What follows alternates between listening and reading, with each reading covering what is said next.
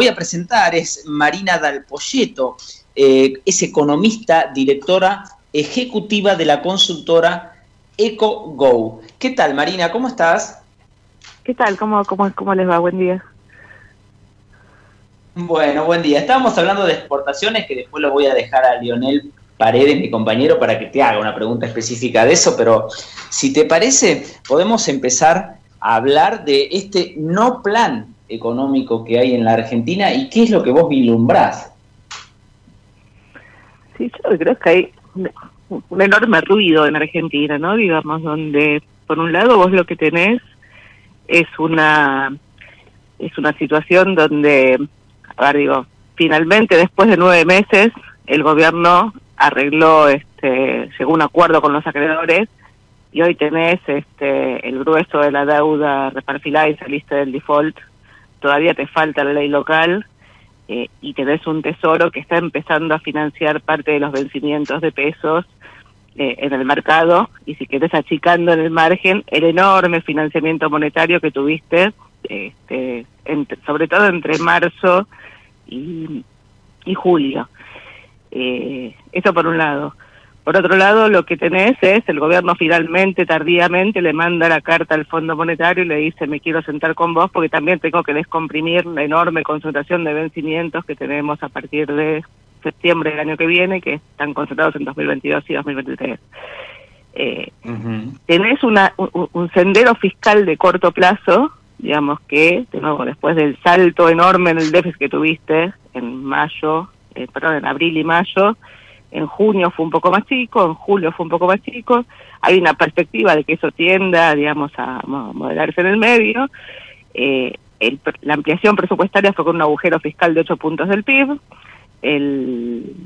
todo indica que vas a estar algo abajo de eso, en la zona de 7 todavía, digamos, no sabés si las señales fiscales de corto son señales fiscales o lo que son es, básicamente el gobierno se quedó sin presupuesto y entonces gastó menos, pero algo de eso hay. Tenés un primer número para el año que viene, que lo tiró el ministro en la presentación del canje, que fue el 4,5% de déficit para el año que viene, que es un ajuste fiscal partiendo del 7 u 8% de este año. En el mundo en el cual estás no luce un número demasiado grande. El problema principal, en tu pregunta original del no plan, es que no tenés cómo financiarlo. Entonces, hasta ahora el grueso del financiamiento había sido monetario. En los últimos, en el último mes, te diría en agosto, el financiamiento monetario fue una 10ª parte del que había sido en mayo. En mayo mandó el Banco Central 430.000 millones de pesos. En agosto mandó un cheque de 40.000 millones de pesos. ¿Cómo se financió? Un poco con un menor déficit, un poco con colocaciones de deuda en pesos. El problema es que la tasa de pesos te queda desacoplada de las expectativas de devaluación que se te empiezan a correr, te queda desacoplada de las expectativas de inflación que también se empiezan a correr, y estás en una coyuntura donde paradójicamente la economía está ajustada, o sea, Argentina hizo el ajuste de precios relativos, básicamente ahí tenés un dólar oficial alto, tenés tarifas que se te están atrasando, pero no están demasiado atrasadas, tenés un salario en dólares muy bajo, o sea, el ajuste fue contra el salario. Sí. Los 2 años de Macri, más la pandemia, más lo que vino este año. Ahora si querés una oportunidad inédita para poder manejar desde el lado de la política los precios relativos. Entonces ahí viene tu pregunta sobre si hay o no hay un plan. El 4,5% de déficit, sin un esquema de financiamiento a la vista, anunciado en la semana donde al Banco Central le llevaron más de 300 millones de dólares, los primeros 3 días de septiembre, digamos, y vendió casi 1.300 millones de dólares a lo largo de agosto, con una brecha cambiaria que te está metiendo presión, porque la verdad es que con superávit en las cuentas externas, la lógica sería que el Banco Central estuviera comprando dólares, no vendiendo dólares. Ahora, con la brecha cambiaria que tenés, el problema principal que tenés es que los incentivos están todos al revés. El exportador frena la liquidación de exportaciones, el importador trata de comprar todo lo antes posible, aquel que tiene una deuda, aquella empresa que tiene una deuda en dólares, trata de cancelarla, tomar financiamiento en pesos o usar los pesos que tiene de su propio flujo para cancelarla, con lo cual es todo, vayamos contra el Banco Central, llevémonos todas las reservas que puedan, y lo que tenés es el dólar ahorro, que en enero, febrero prácticamente no existía porque la brecha estaba por debajo del impuesto solidario. Bueno, en agosto 4 millones de personas compraron dólares, 800 millones de dólares se te fueron, digamos, para financiar esa venta de 200 millones de dólares. Entonces, por un lado, hay algunos lineamientos que te indican que no estamos todos locos en el manejo de la política económica. Por el otro lado, hay una retórica del gobierno que va a contramano de tratar de generar ese sendero de confianza, todo en un mundo donde, de nuevo, la liquidez apareció. O sea, no tiene absolutamente nada que ver el escenario de liquidez que tenías en abril, donde todos los países vecinos fueron al Fondo Monetario a pedir la línea de liquidez flexible o la línea que el fondo les diera, y ya en mayo, junio, julio, digamos, todos volvieron al mercado de créditos, incluso Argentina reestructura su deuda, Ecuador reestructura su deuda. O sea, ahorita es un escenario de liquidez global que te permitiría construir la historia partiendo de este alineamiento de los fundamentos, precios relativos, superávit en las cuentas externas, y de nuevo esta situación particular donde en mitad de la pandemia, si querés, la agenda más complicada, que era cómo manejabas la puja distributiva y cómo manejabas los aumentos salariales hacia adelante, bueno, las paritarias todas vinieron, digamos, ninguna está reclamando ni lo perdido en los los últimos años de Macri, ni lo perdido en estos meses. Ahora necesitas ordenar, te diría, fundamentalmente la política, y eso es lo que va a contramano. Entonces, por un lado, tenés la liquidez global jugándote a favor. Tenés un escenario donde más o menos se están alineando unos planetas. Y la política, digo, cada 10 días o cada semana te vuelve a tirar, digamos, un tema de agenda que, como siempre en Argentina, no se debaten, ¿no? O sea, se disputan desde tribunas ajenas donde no hay ningún argumento detrás.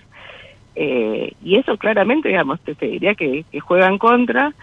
Y de cortísimo plazo, bueno, la discusión es qué es lo que te pasa con la dinámica cambiaria. O sea, si esto termina como generalmente ocurrió en el pasado y obligan al Banco Central a devaluar, y detrás de esa devaluación viene, digamos, esto que yo digo, que los precios se te alinearon, bueno, se te van a volver a desalinear, porque detrás de una devaluación viene una aceleración de la dinámica de los precios, y es lo que de alguna forma hoy está comprando, digamos, el mercado, por eso la presión que tenés sobre el Banco Central.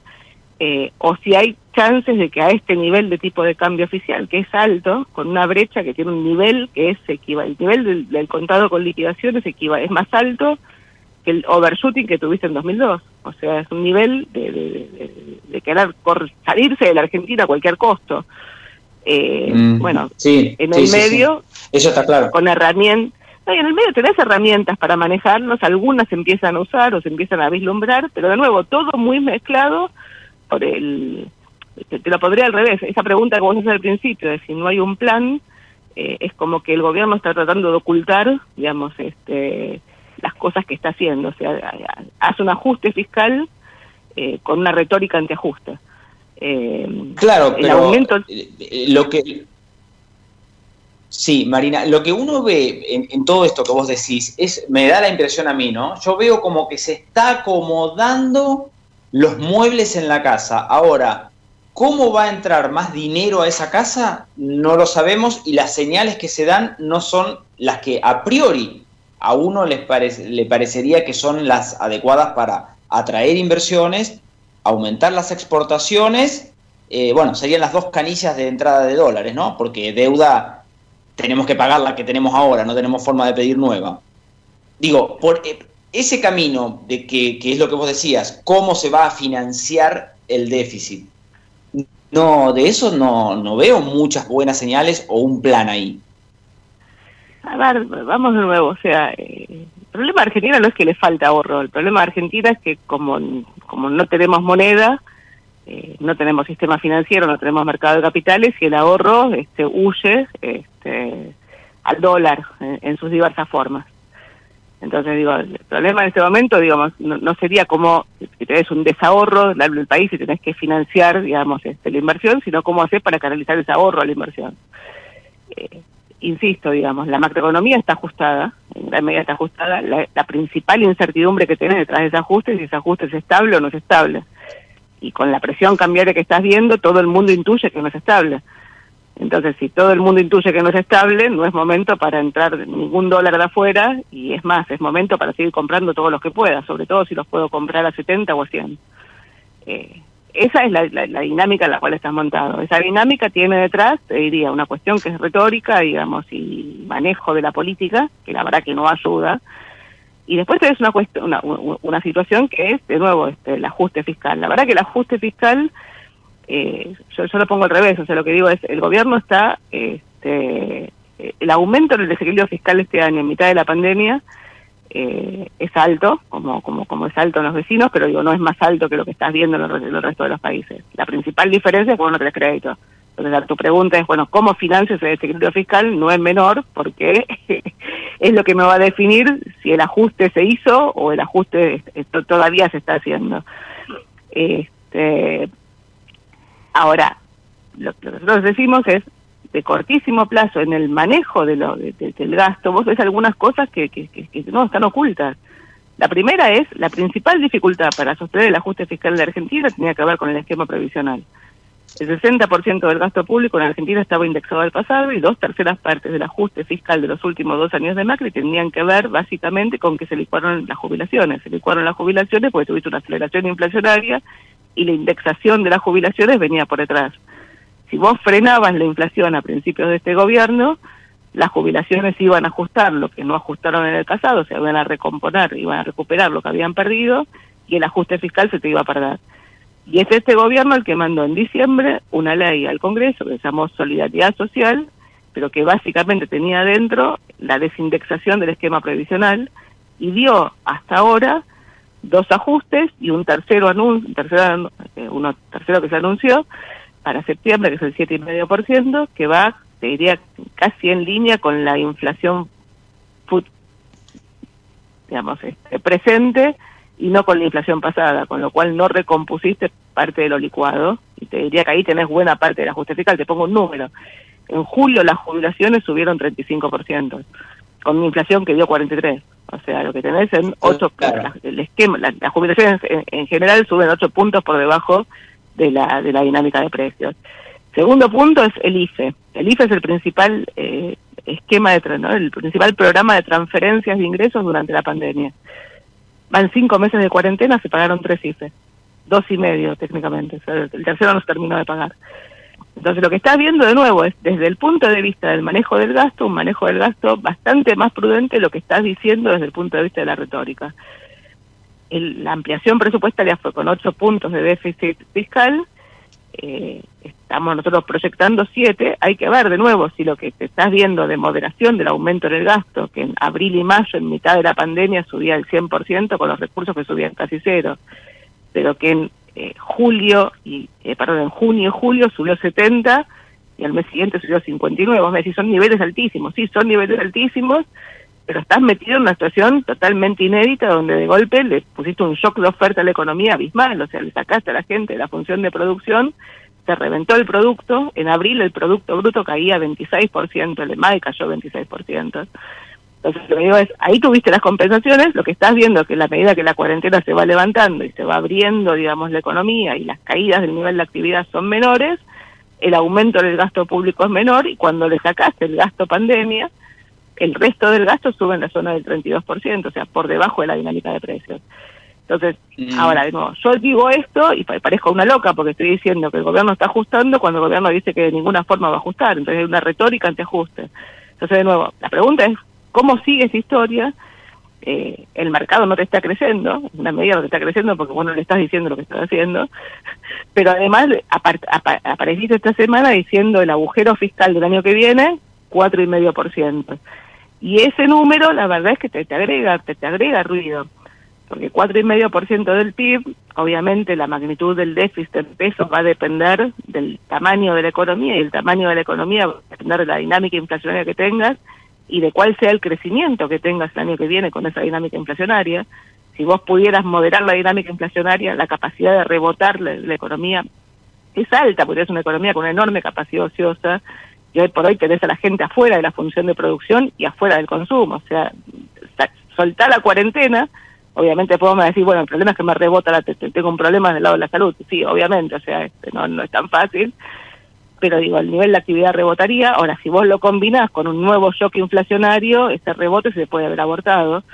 Ahora, cuando vos decís 4,5 puntos del PIB, estás en la zona de 2 billones pesos.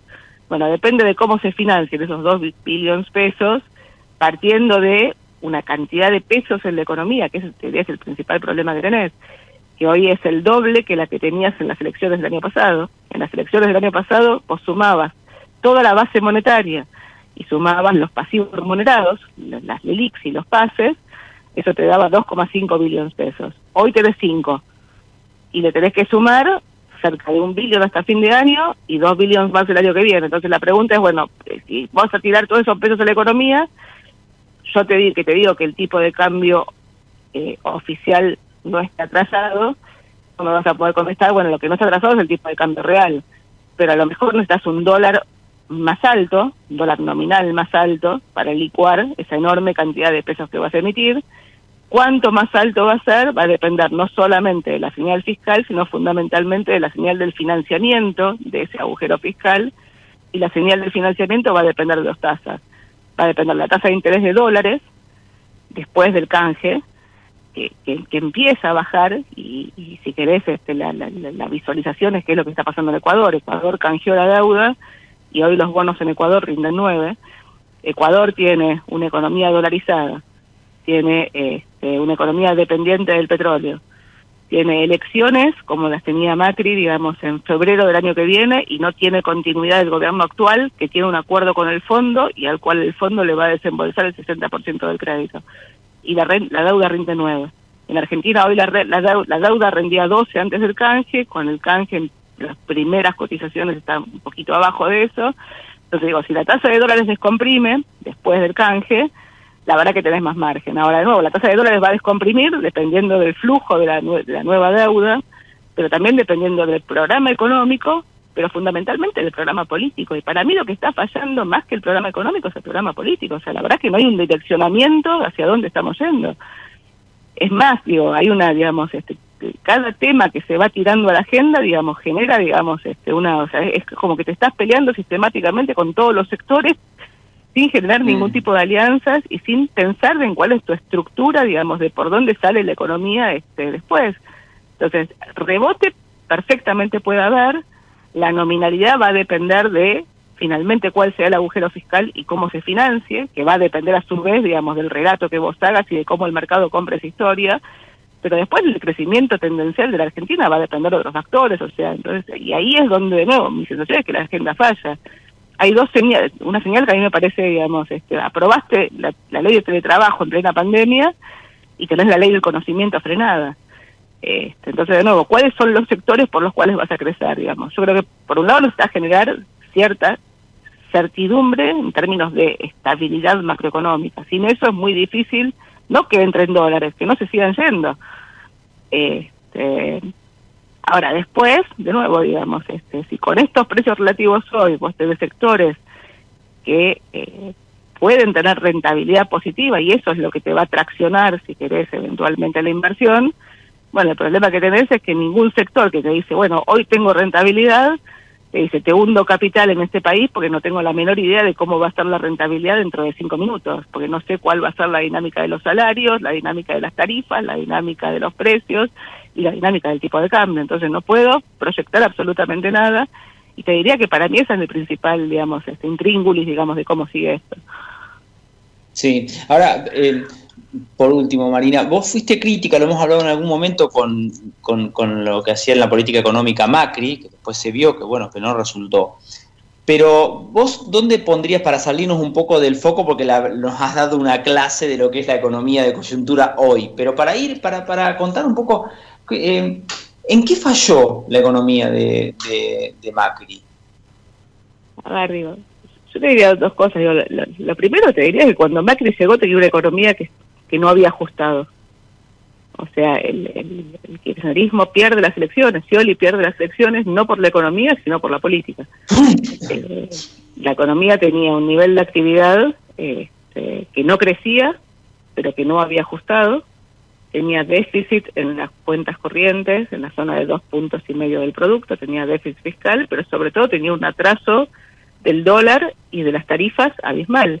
El atraso, el dólar, bueno, tiene un cepo, digamos, con una brecha del 50% en el momento de las elecciones, pero con un tipo de cambio oficial que sería cerca de 40% más bajo, sí, 40 y 50% más bajo que el actual. O sea, tienes un tipo de cambio oficial atrasado, consistente con déficit de la cuenta corriente, y tenías un nivel de tarifas ridículamente atrasado. La tarifa eléctrica, para poner un ejemplo, era la tarifa era el 10% del costo, pero el costo estaba en dólares, con lo cual vos, si devaluabas, tenías que subirlo 50% por el aumento del tipo de cambio, pero además el grueso del costo de la generación eléctrica era el precio del gas, que valía la mitad de lo que tenía que valer. Camesa pagaba $2.50 el millón de metros cúbicos de gas, y pasó a pagar 5.20 en el arranque del gobierno de Macri, con lo cual en rigor la tarifa eléctrica para equiparar el costo la tenías que multiplicar casi por 20 veces. ¿Sí? Parados a hoy, yo te digo los precios relativos, o sea, parados a hoy, la macroeconomía ajustó, tu nivel de actividad cayó 7% desde el primer trimestre de 2018 hasta las elecciones, digamos, hasta la entrega del gobierno. Bueno, y ahora te cae adicionalmente, digamos, que es difícil saber cuánto es pandemia, cuánto es ciclo, pero digo, hoy tenés un nivel de actividad que es muchísimo más bajo, estás en la parte baja del ciclo, tenés un dólar oficial alto, vos me dirás, tenés brecha, es verdad, tenés brecha, pero mi sensación es que dependiendo de cómo manejes la política, tenés margen para comprimir la brecha y no necesariamente a ir a una aceleración de la dinámica de precios. Obviamente va a depender del esquema fiscal y del financiamiento. Tenés un atraso tarifario que es significativamente menor, o sea, hoy la tarifa eléctrica cubre el 50% del costo, y el precio del gas no está atrasado, o está mucho menos atrasado de lo que estaba en 2015. Obviamente si tenés inflación y las tarifas las dejas quietas, se te van a empezar a atrasar. O sea, el problema es cómo hacer para evitar, hoy tenés los patitos en fila, lo que no se te hace que ningún... Ahora, cuando llegó Macri, que es la principal herencia positiva que tenía ese gobierno, que le había dejado, era la baja deuda. La baja deuda como contracara de un banco central que estaba descapitalizado, que había pagado deuda con reservas y prácticamente no tenías reservas en el Banco Central. Y entonces el gobierno de Macri lo que hizo fue apeló el endeudamiento para financiar el gradualismo.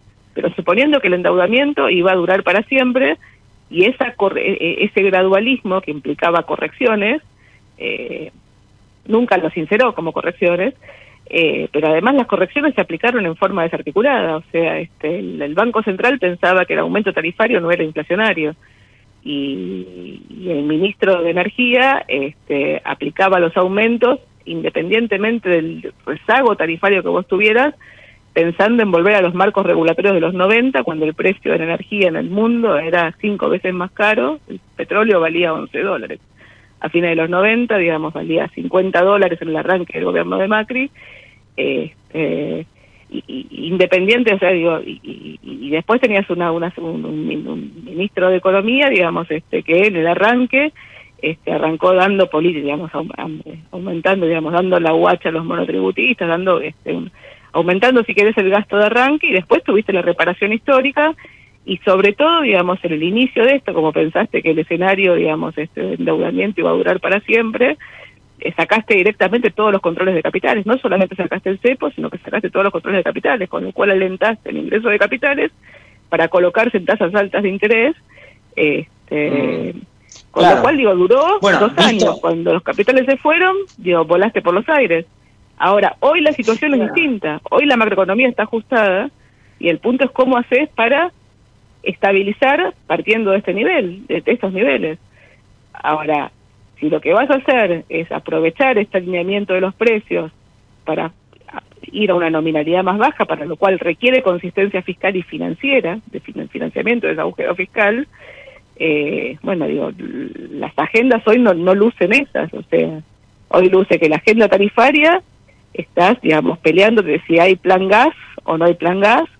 El presupuesto salió con 2 artículos que le devolvía rentabilidad a las distribuidoras eléctricas, se observaron los 2 artículos.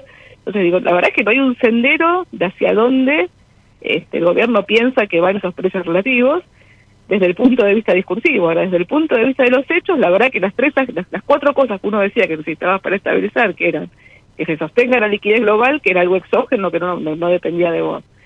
El arreglo de la deuda, podemos criticar cómo se hizo, pero finalmente se llevó a su final. En el Fondo Monetario estás mandándole la carta. Y en temas fiscales, la verdad es que de corto plazo el manejo que estás haciendo no es tan imprudente como se dice. Ahora, al mismo tiempo, de nuevo, digo, la retórica, a mi juicio, la retórica y los hechos, ¿no? Digamos, la forma en la cual la política actúa. Y volviendo al tipo de cambio, yo siempre cito una frase de Miguel me decía, bueno, ¿cuál es la de Miguel Bay, ¿no? Digo, ¿cuánto costaba el taxi que te llevaba de Berlín Oriental a Berlín Occidental en la época del muro? Bueno, yo qué sé, digo, si la señal que das es que todo el mundo quiere salir corriendo de la Argentina, digo, el tipo de cambio es mucho más alto. Digo, porque la demanda de pesos se te va a caer. Ese pasaje, ese viaje en taxi desde Berlín Oriental hasta Berlín Occidental. Puedes pagar cualquier dinero, lo que sea. Sí. Bueno, Marina, muchísimas gracias. La verdad que siempre es un gusto hablar con vos. Igualmente, que tengas un buen domingo. Beso grande. Chao. Fue Marina Dal Poyetto, economista y directora ejecutiva de la consultora EcoGo.